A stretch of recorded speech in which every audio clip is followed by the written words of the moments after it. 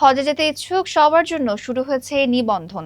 তবে নির্ধারিত স্বাস্থ্যগত শর্ত পূরণ না করলে এবার হজে অংশ নেওয়া যাবে না। ২০২৭ সালের হজের প্রাথমিক নিবন্ধন শুরু হয়েছে। এই কার্যক্রম চলবে আগামী ২৪ সেপ্টেম্বর পর্যন্ত।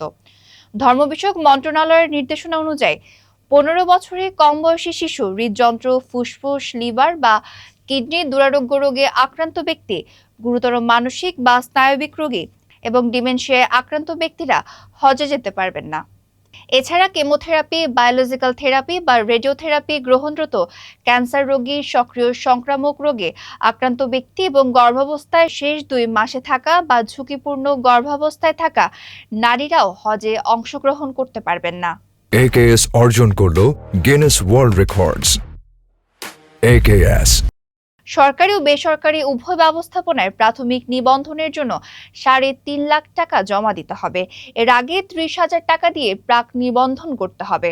প্রাথমিক নিবন্ধনকারীদের আগামী ১০ ডিসেম্বরের মধ্যে বাকি অর্থ পরিশোধ করে চূড়ান্ত নিবন্ধন সম্পূর্ণ করতে হবে। পাশাপাশি ২০২৭ সালের ৩১ ডিসেম্বর পর্যন্ত মেয়াদ রয়েছে এমন বৈধ পাসপোর্ট থাকা বাধ্যতামূলক।